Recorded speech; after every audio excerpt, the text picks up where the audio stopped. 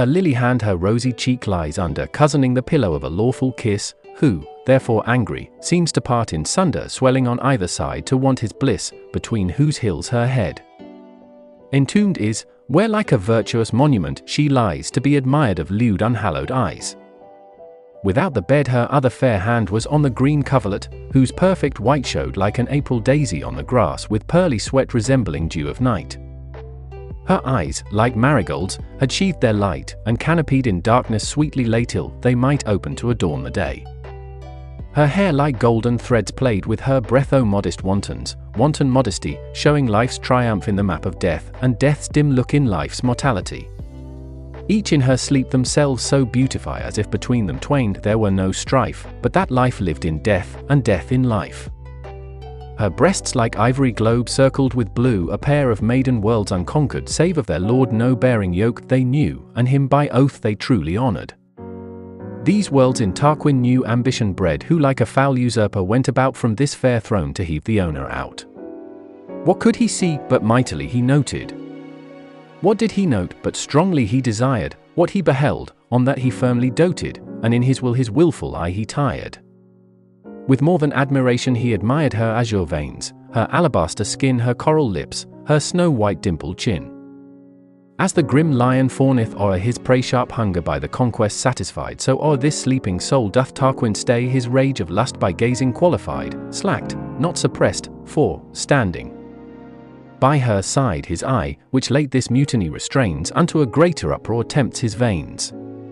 And they, like straggling slaves for pillage fighting, obdurate vassals fell exploits effecting. In bloody death and ravishment delighting, nor children's tears, nor mothers' groans respecting, swell in their pride, the onset still expecting. Anon his beating heart, alarum striking, gives the hot charge, and bids them do their liking.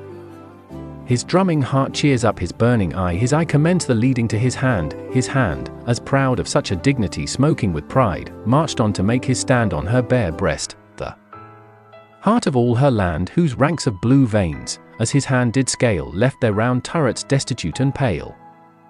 They, mustering to the quiet cabinet where their dear governess and lady lies, do tell her she is dreadfully beset, and fright her with confusion of their cries. She, much amazed, breaks ope her locked-up eyes, who, peeping forth this tumult to behold, are by his flaming torch dimmed and controlled.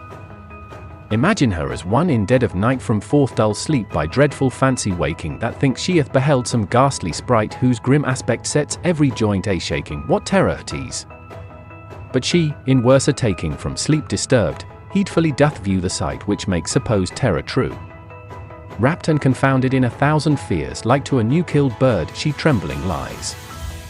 She dares not look, yet, winking, there appears quick-shifting antics ugly in her eyes. Such shadows are the weak brain's forgeries, who, angry that the eyes fly from their lights, in darkness daunts them with more dreadful sights. His hand, that yet remains upon her breast, rude ram, to batter such an ivory wall. May feel her heart, poor citizen, distressed, wounding itself to death, rise up and fall, beating her bulk, that his hand shakes withal. This moves in him more rage and lesser pity, to make the breach and enter this sweet city.